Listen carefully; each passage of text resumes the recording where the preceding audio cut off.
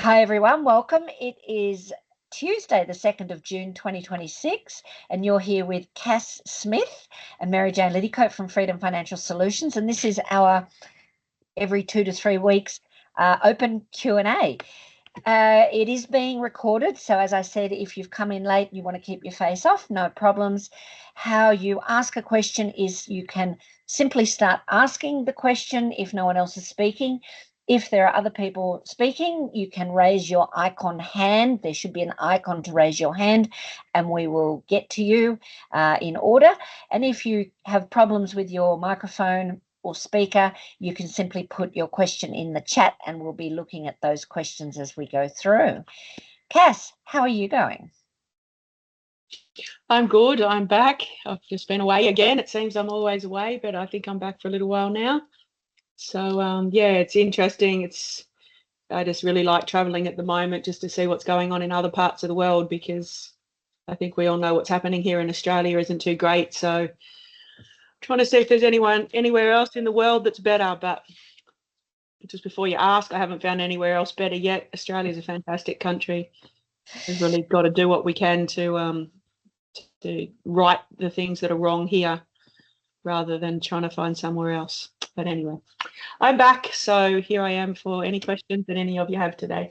Well, unlike last time, through a few weeks ago, where it was just after the budget and we spent a long time, or Cass spent a long time in analysing bits of the budget, we do have people asking questions straight up. So are you happy to jump in, Cass?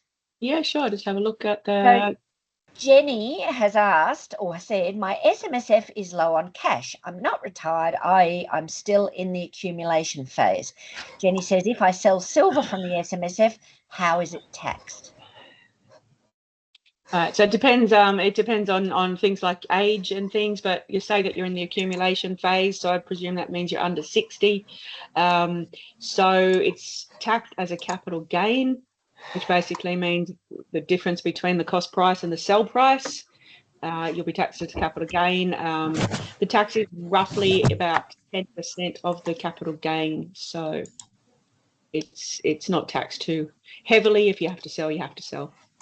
And if you have any, sometimes people don't think about contributing their own cash. You can make personal contributions if you happen to have any spare cash around. But even then, if you have a chat with your accountant to get a sense of how much you're needing to have liquid in the SMSF, and then you can do you can have a think about the strategy you might take, whether it's cobbling together some money that you happen to have, making a personal contribution, and so on.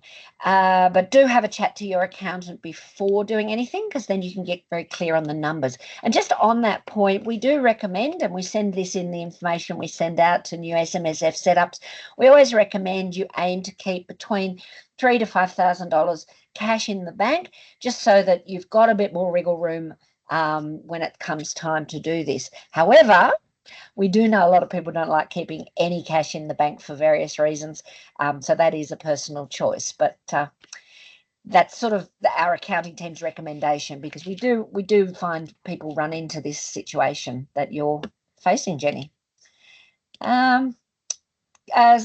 Somebody, Matt, you've got your hand up. Please unmute yourself and ask your question. Hi, Mary Jane, can you hear me? Yes, we can. Great. How you going? And hi, Kaz and everyone. I'm not sure if you guys are aware. So I've been, with you guys probably a couple of years now, 2 more years. So I've got the Macquarie bank account, and I don't know if you guys are aware, but Macquarie have just within the last couple of weeks have started blocking transactions to Independent Reserve, one of the crypto exchanges that I've been using for over 2 years via that account. And presumably all crypto exchanges. I'm trying to get clarification on that, but I'm not sure if you're aware of that one. Slightly annoying. They're doing it for my safety, apparently. And so just wondering they've invited me to lodge a complaint with some AFCA or some body, which I'll do. But what is the course of action there, would you say? I mean, presumably this might affect the number of your clients. I don't know if anyone else has reported this. Yeah, thanks, Matt. If you don't mind, I'll answer this one, Cass. So Can I ask you, when was the last time Macquarie allowed you to pay out of your SMSF bank account to a crypto trading platform? Yeah, it was about the middle of May, and I just tried to do it again yesterday, and it's failing. Because, and I'm sorry to interrupt, because to our understanding, Macquarie stopped those payments November 2024, and we alerted all our clients in as many channels as we could, including our newsletter and online and on our website, a blog, and so I don't know how that slipped through the cracks, maybe because you could still keep paying, which is, wow, you were really lucky. But we had a flurry of clients complaining. Suddenly happened November 24.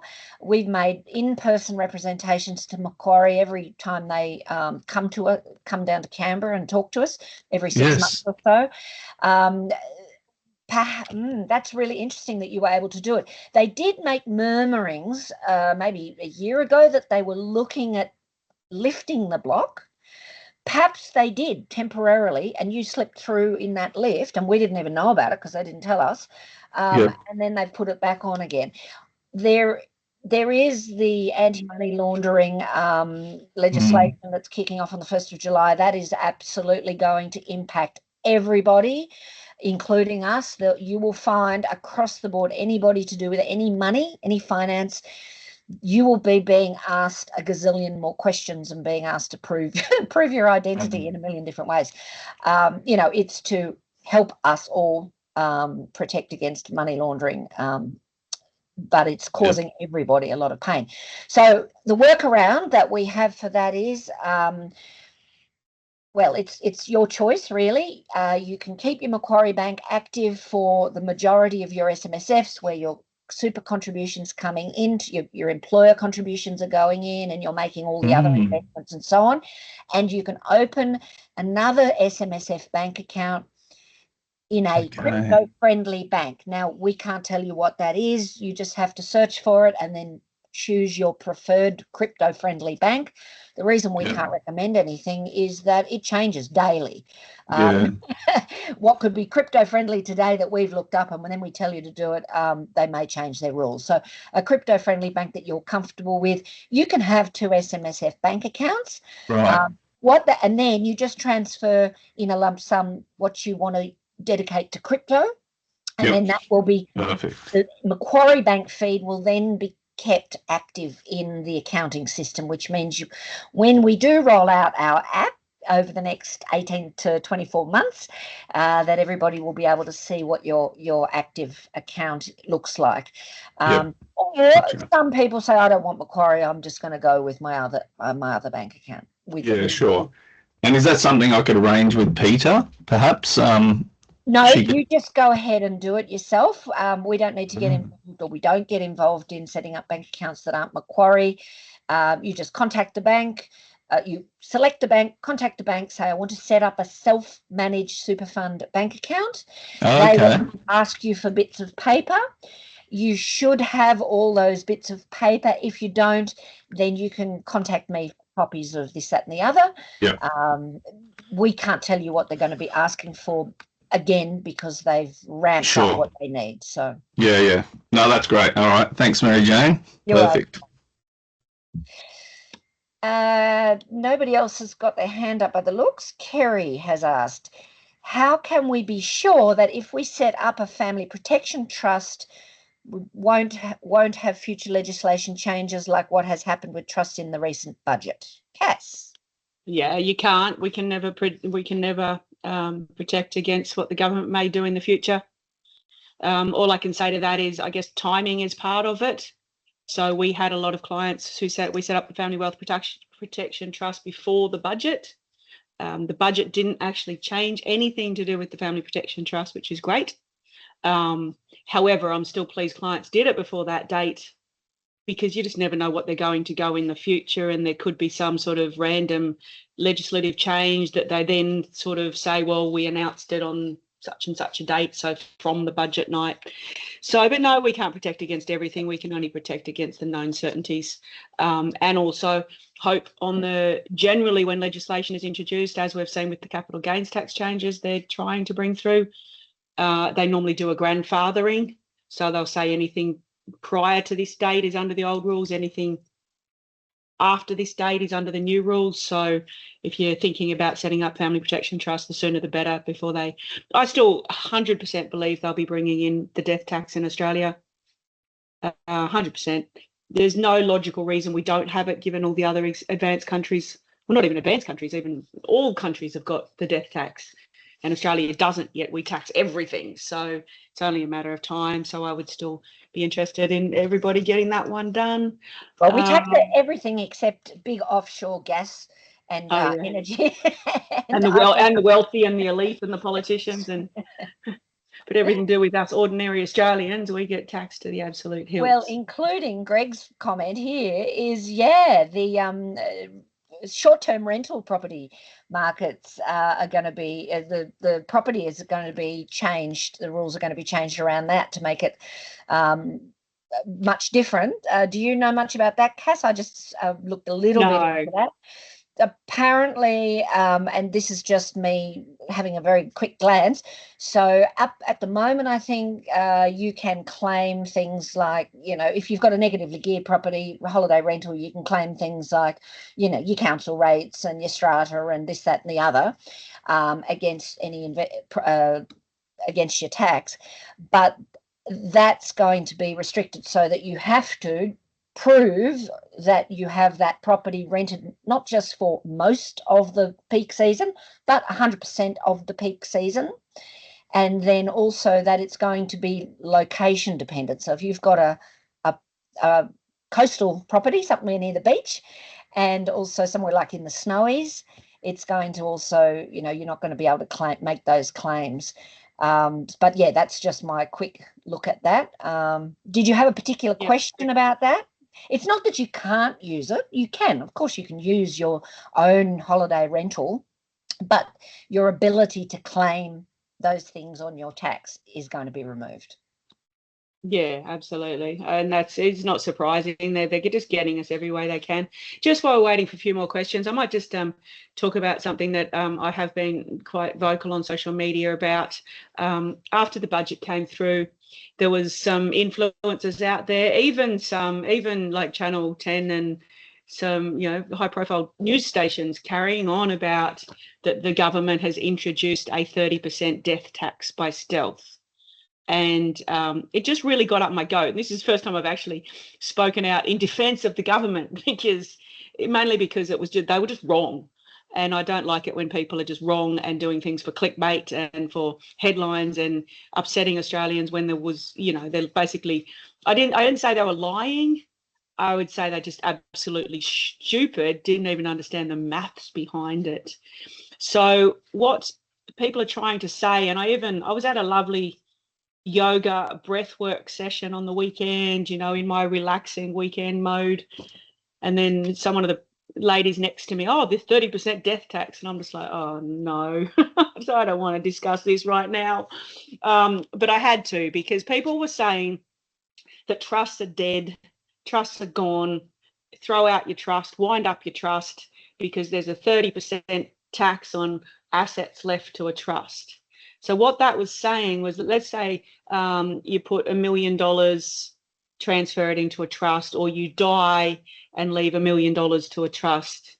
They were trying to say that there's a 30% tax on that, as in $300,000 tax. So that's a death tax. It was a complete lie. There's a 30% tax on the income in trusts. So that $1 million that goes to the trust is not taxed. If that $1 million gets invested and let's say earns 5%, so $50,000 a year, the $50,000 a year will be taxed at 30%. So $15,000 a year in tax. Yeah, that's not good. That's not nice. Shouldn't happen. But it's $15,000 a year tax is a hell of a lot better than a $300,000 tax. So that's why I did have to speak out and actually defend the government on that one. Just to make all the influencers shut up, which they did. They stopped all of that rant after my video went viral. So, yeah. Okay, so what else have we got? George says, is tax payable by the SMSF if the fund goes into pension mode in June?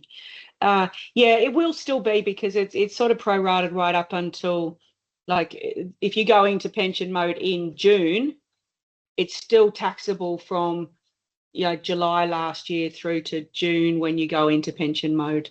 So it's only tax-free after pension mode. So if you went into pension mode in June, you'll still have tax for this year, but there'll be no tax in future years. Rick and Jenny are madly typing. It must be a really long question. Now you're back, Cass, just to fill in a gap while we're waiting for the question. You mentioned before you went away in that first video about the budget that you will be sharing your thoughts on other aspects of the budget. I guess the point is a lot of it's still unclear because the legislation is still not there, or it's being drafted. But will you be sharing some more insights into?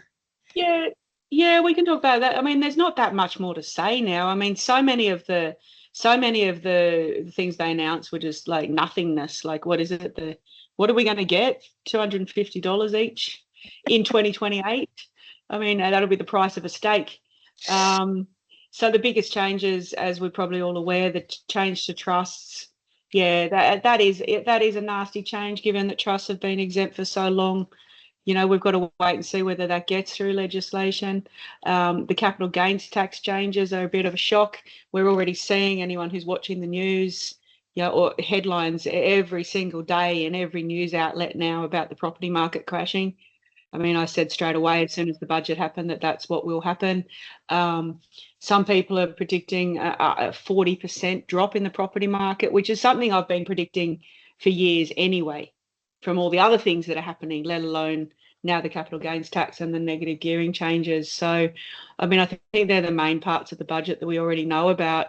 And it's not so much the negative gearing changes probably don't affect too many of you on this call. Maybe you've got a property or two, and it will have a bit of an effect on you. But the major effect it's having is the value of the property market, because it has spooked everyone. It's taken away some of the biggest incentives for investing in property. If all the property investors start pulling out, really will have a market effect on the property market. So I think, I'm always trying to be positive these days and not buy into the negativity and the fear. But at this point in time, I can't really help it. I can't really help it. We're in for trouble. Australia's in for trouble. So, well, hopefully it'll wake up more people. And that's, sometimes things have to get really, really bad before people will start paying attention, and fingers crossed. So anything that everybody can do in terms of writing to your local members or your state or your federal, or doesn't matter, even if they're not directly responsible, the more noise we can make, the more maybe they'll pay attention. Jenny has asked, after an SMSF goes into pension mode, is there any capital gains taxes due from selling silver out of the SMSF? No, there's not. And that's why one of the reasons that we always say to clients, if you're thinking about selling an asset and you're close to 60, just wait until you can get into pension mode, because then you can save a huge amount of capital gains tax. It all goes to 0% tax. So, and importantly, it's not just turning 60, it's turning 60, or before you turn 60, talk to your accountant and make sure that they click that button that says you're in pension mode, because we don't want to see you've gone to 60 and you go, yay, and sell it, but you haven't actually done technical in the background in the accounting system, which is really important. So, yeah, because it used to be a lot easier. The accountants used to really actually be able to backdate the pension, and but now there's a whole lot of reporting and compliance and crap that needs to be done, and it can take the accountants in our office a good month or so, depending on where your fund is up to actually do that paperwork to put you in pension mode. So yeah, talk to your accountant before you go selling that asset. So gut feeling on whether it's a good time to build your bullion holdings. I'll answer that one first. Yeah, absolutely, because I've been talking to a client this morning, and it's going back to what I'm saying about I'm trying not to be pessimistic, but it's getting harder and harder day by day, because is it a good time to build your bullion holdings? I don't know. But if you don't, where else are you going to put the money? You don't want to leave it in the bank account. I don't particularly trust crypto. I think the property market's going to drop. Where else are you going to put it? So it comes back to something, when I talk about bullion, and I do talk about, bullion has always had a 10% average return over history that we've been measuring it. It's had a higher return than property over history. It's had a higher return than the share market over history. It's more stable. It doesn't go up and down like the share market. It does go up and down, but not as dramatically as the share market. All of those reasons, but even more so is that there's no other alternative that I feel safe with. So even if the bullion market does drop from here, I would still prefer my money in there than in property or in cash at bank or in any of the other alternatives. So, well, it's actually just relatively a good time to buy, because I mean, I just look at it in kilos, and it went up to almost $220,000 a kilo of gold in the last, well, January, I think it was, and now it's down to $201,000 a kilo. So relatively speaking, it's a great time to buy if you happen to have any cash. Unfortunately, I always buy at the wrong time. But the point is, especially with self-managed super fund money, you're not in for the quick win. You keep it and hold. So dollar cost averaging, if you just, as Cass says, you buy it when you've got spare cash, you buy it and you hold it. And the next part of the question, Cass. And Mary Jane is right. Mary Jane always does seem to buy at the wrong time. Literally, she'll buy and the next day it will drop. So I think maybe our investment advice could just be, let's know when Mary Jane's buying and we don't buy then. We wait for a couple of days. But look how happy I am. I'm so happy. Rick got a second question. If the world did experience a financial crash, how do you see the bullion sellers being placed to buy back if prices went parabolic, as in if they went right up? Yeah, that's a really good question, but I've never thought about that. I don't see that they would have much trouble. I mean, I've seen Ainsley Bullion. I've seen someone walk into Ainsley Bullion with $7 million worth of gold. Yeah, the guy behind the counter got a bit of a shock, but within about 20 minutes, they were able to arrange that money for him. So that's just a one-off transaction with no warning. So I can't see that they would go out of business or anything. However, what we did see in the January, I think it was actually February spike in prices, was that the prices were way up. So the spot price of gold was way. No, sorry, which way did it go? What am I trying to say? There was a purchase price went up, but the sell. Yeah. Yeah, so the purchase price, like they were saying, I think I go on silver coins because I just like measuring them. So the price of a silver coin was like up to $1.60 if you wanted to buy one. But anyone who wanted to sell one, it was still down at $1.20, $1.30. So yeah, just because if the price goes parabolic doesn't mean that that's what the dealers are going to pay you. They will keep it at their buy price and you just have to live with it. But then once again, as I said, what else are we going to put our money into at this point in time? Like, I mean, I've always said food, land, supplies, generators, everything you need to be self-sufficient, guns, ammo, however far you want to take this is a great investment. Any other spare money after that into the gold and silver. Kerry has said, random question, I was told you can opt out of submitting any further tax returns if you tick the box stating this will be your last return. Yes, you can tick a box stating that it will be your last return. However, as with everything, there will be penalties, prosecution, charges, etc. if that's a lie.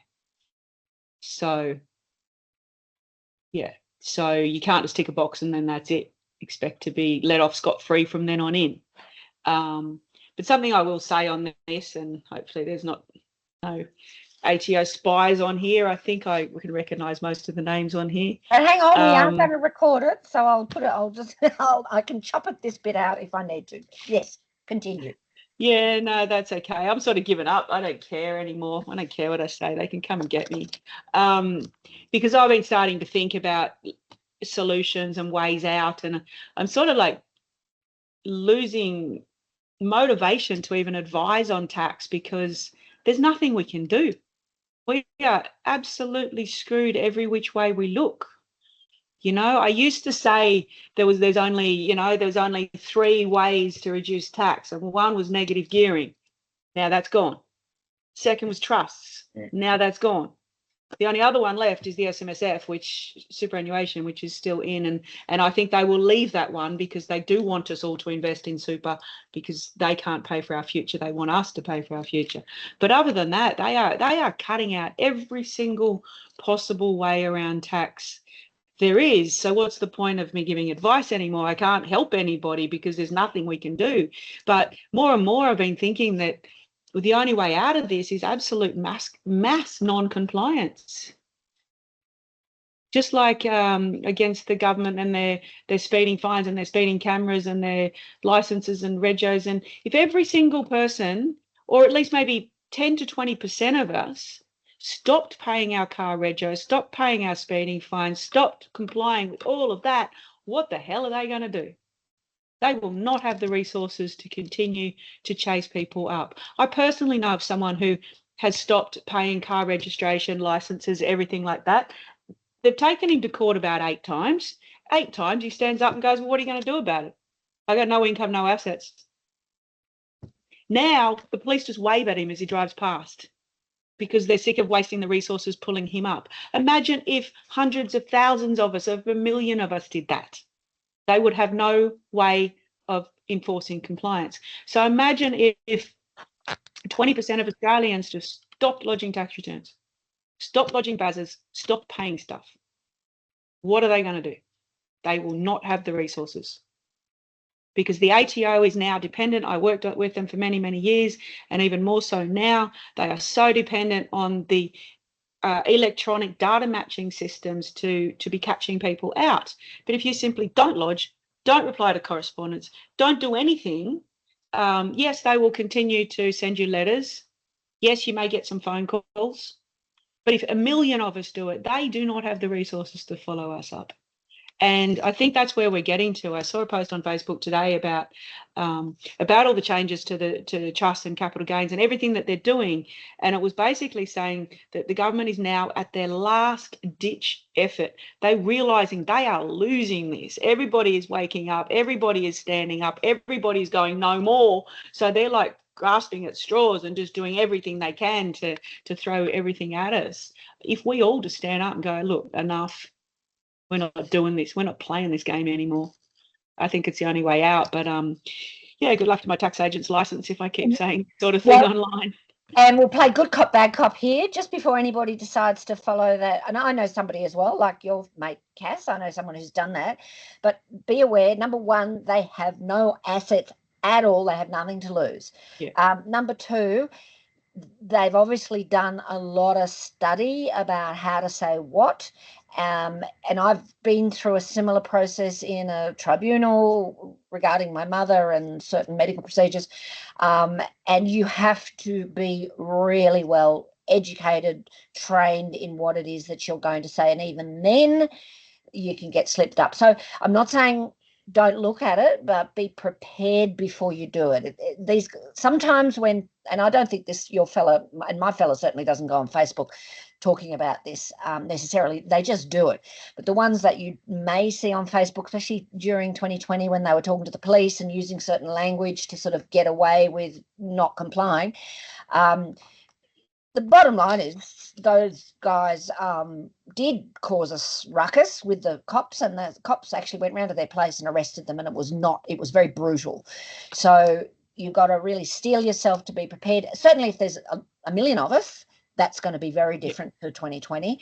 And I'm not saying don't look into it, don't educate yourself. I mean, that's what we do all the time, is encourage people to learn more and understand the system.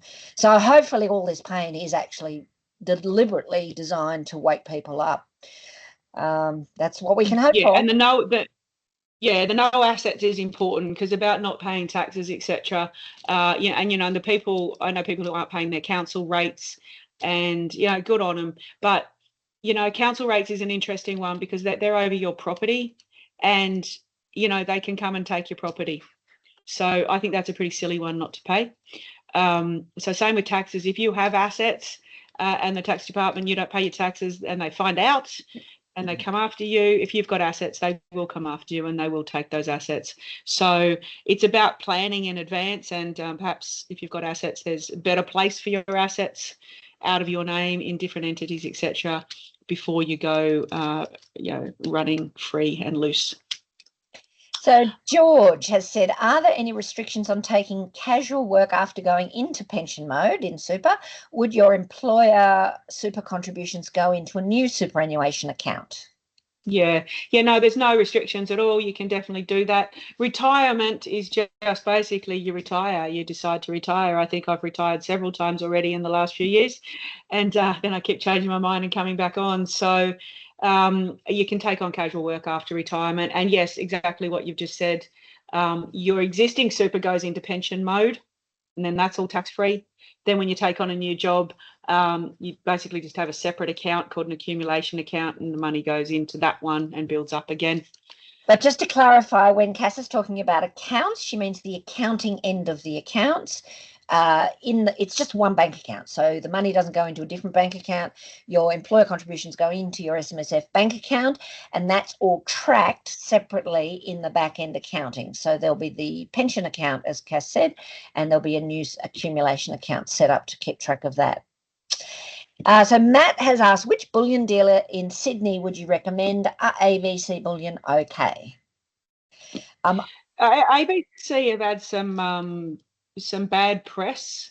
They have seemed to have done some dodgy things with what they call their allocated gold pools, where apparently they didn't really have as much as they told clients they had.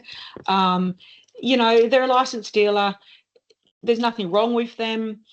I believe that they just treat you like a number on a screen. They don't know who you are. They don't care who they are. You're just a sale. Because that's why we like Ainsley Bullion, because you're a real person to them and they treat you as such. But they're not in Sydney. So someone else commented there's another one in Sydney I hadn't heard of. Jagged's, better prices, worth looking at. If they're a smaller firm that treat you better, by all means. Ainsley also post everywhere in Australia. It's insured and guaranteed to get to you. So, if you're in Sydney, it's cheaper to just go and get it from a dealer. But if you're anywhere outside Sydney or in the surrounds, Ainsley can post the gold and silver to you. There's a really good company called Imperial Bullion. They've started in Toowoomba, and I think they're in the Gold Coast somewhere. They're like-minded, very like-minded. And I heard when we met them recently, Cass, or I've met them recently, that they are opening in Newcastle at some stage. So it's sort of close enough to Sydney, but they're good guys, and they're opening a vault as well in Newcastle. Yeah, cool.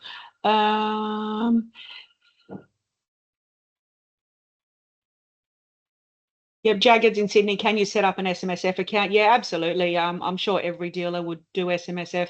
It's such a common thing nowadays. So Jenny has asked, would a personal bank account term deposit be considered an asset? Yeah, absolutely, and subject to the 30% capital gains tax rule. There's no 30% capital gains tax rule. There's a 30% tax on income in trusts. So the personal bank account, yes, that's an asset. There's no 30% tax on it. The interest on that term deposit will be taxed at 30% if it's in a trust, which isn't really that bad, because in your own name, it's probably going to be taxed at 30% anyway, maybe 40%, maybe 45%. So all they've done with the 30% tax on trust is make sure that people are not distributing it to very low income earners, so that they're not paying tax. Like the common way of using trusts, I did it myself for many years, is that when you've got adult children that are at uni, not earning much money in the early years of their career, my firm would distribute, or my companies would distribute money to them, so it's taxed at a really low bracket. They're not letting that be done in trusts anymore. But yeah, there's no 30% capital gains tax. It's a 30% tax on the income of the asset. But that's for a trust. But if it's your personal bank account, then there's no capital gains on money held in a term deposit for your bank account. That's the only thing that's not capital gains taxed. Yeah, there's no capital gains, but there's still income. There's still tax on the income. So if you make 50,000 interest, that will go into your personal tax return and be taxed at your personal marginal rate, which is normally probably 25, 30, 35% anyway. Yeah, thank you. So Helen's asked, so our estate family trust is okay? Yeah, absolutely. So the budget changes had no effect on the family protection trust that I was setting up pre-budget.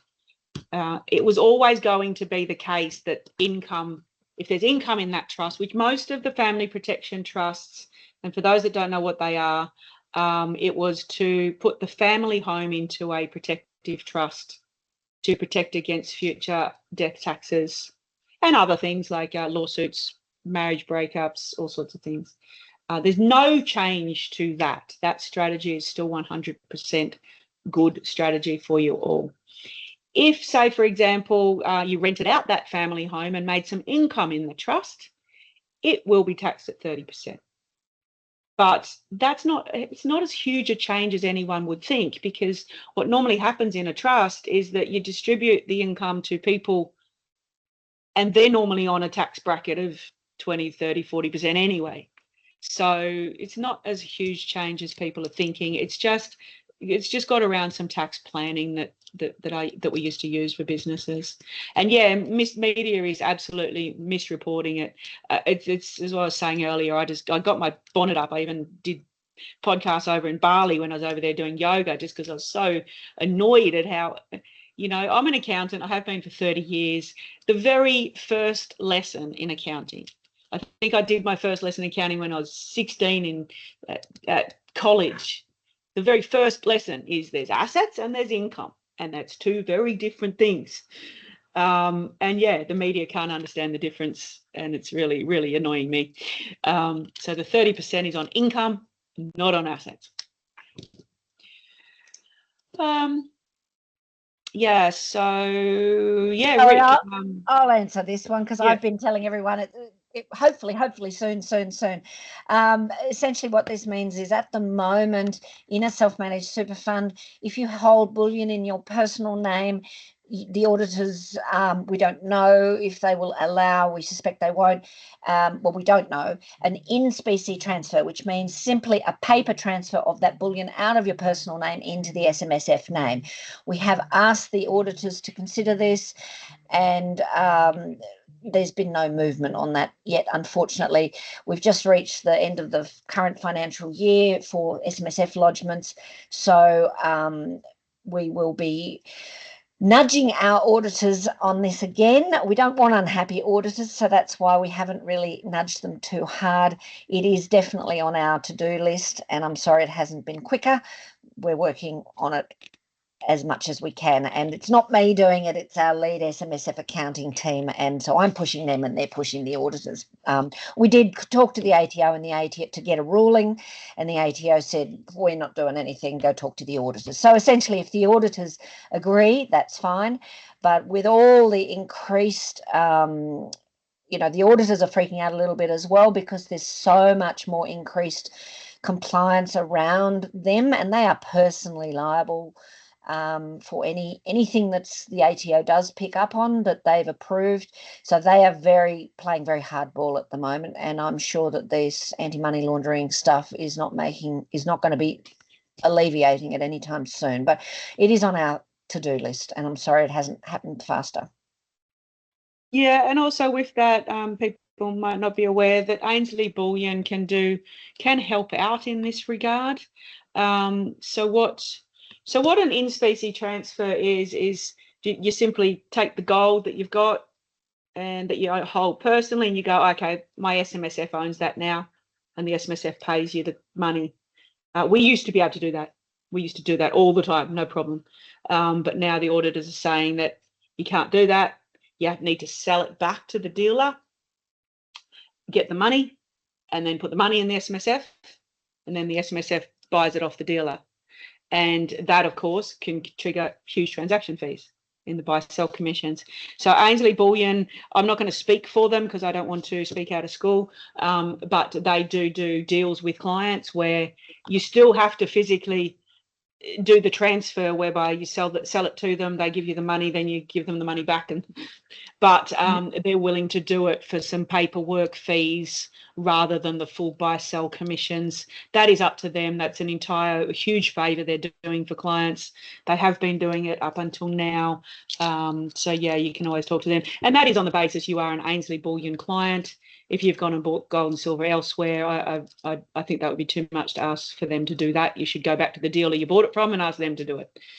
Yes, so Ainsley has given me some words to say to our clients, because we do get asked this from time to time, and it says just please email and we can introduce you to a person to email at Ainsley to discuss your particular needs, that they will be able to facilitate a sell down buyback, noting that the prices are subject to change due to market fluctuations and that each situation is different. And so the best place is if you can contact us and we can put you in touch with someone at Ainsley. You email Ainsley what you would like to do and they'll have a look at it.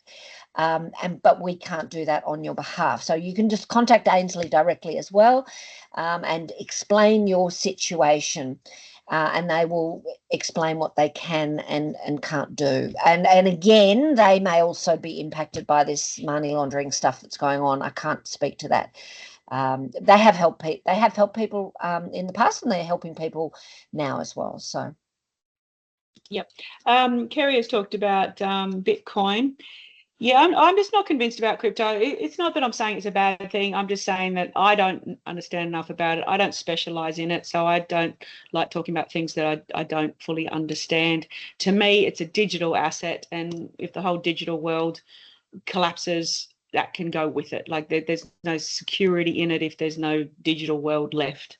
Having said that, I have some fear of missing out, but my what I've always said is that put what you can afford to lose into crypto and put what you can't afford to lose into gold and silver.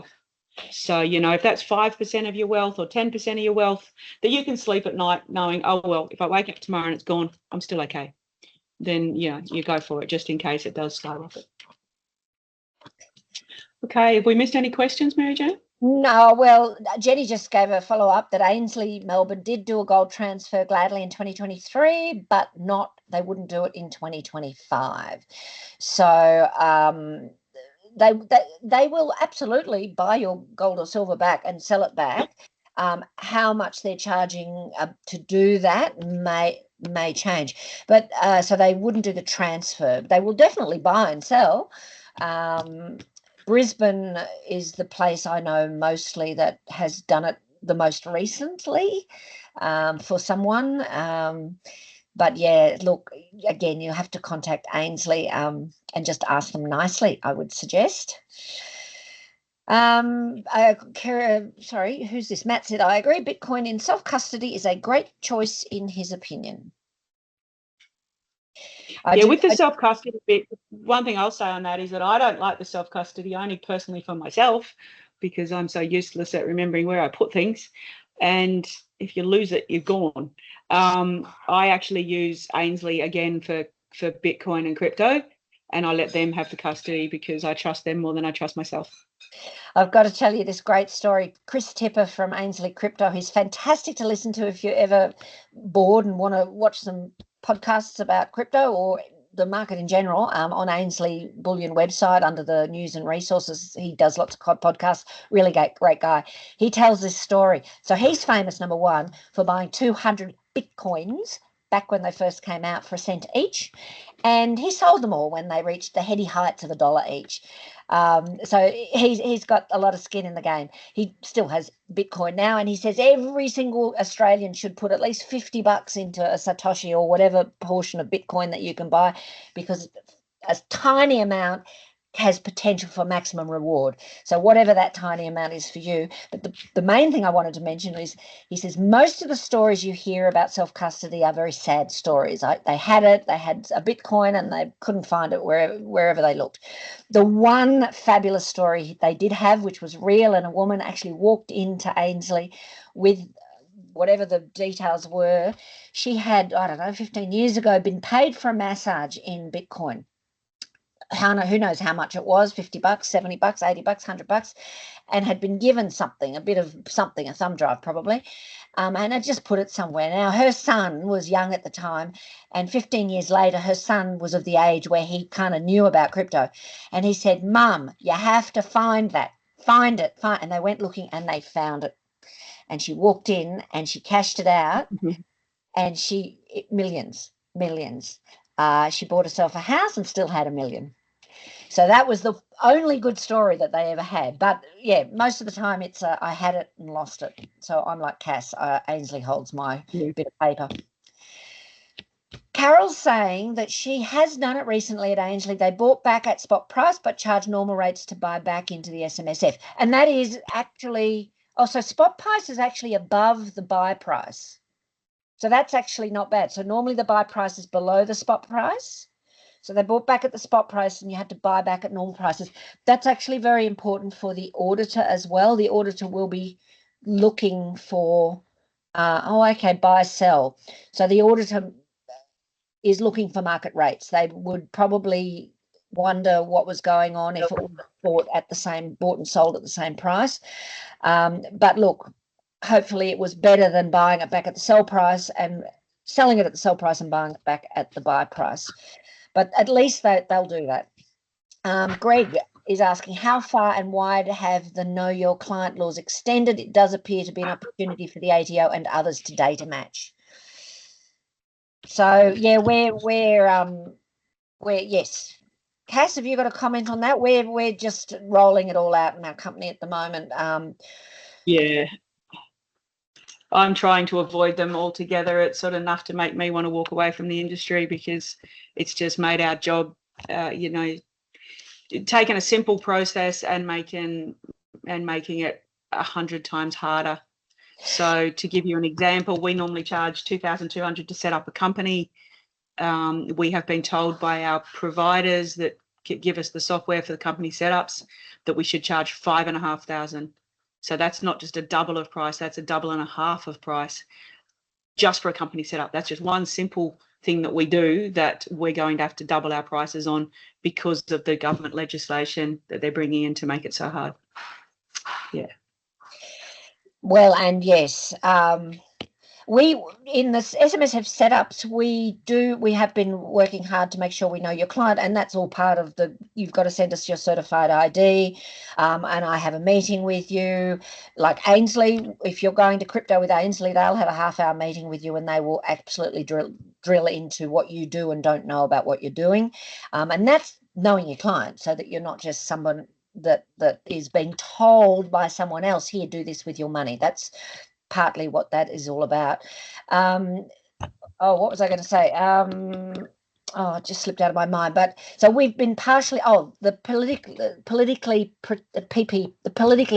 protected people, there's something to do with that, where if you're a politician or you've got a high profile, a politically vulnerable person, that's another box that we have to tick, that you'll be asked, what does that mean? Well, yeah, great. It means, are you exposed in any way that somebody's going to be able to blackmail you or put pressure on you, and they just want to know about that, but they want to know more about you. So yeah, it's all about data matching as well. But we have been already doing a part of it at the front end, so possibly there won't be a huge amount different to you when you set up an SMSF. There'll probably be 5 to 6 extra questions that we ask. Most of the time, most of our clients will be going, yeah, that doesn't apply to me, doesn't apply to me, doesn't apply to me, doesn't apply to me. At the back end, the businesses have a lot that we have to implement. So most of the time you'll just feel it. The bank's asking you more questions, but you've been feeling that in the last year, I'm sure.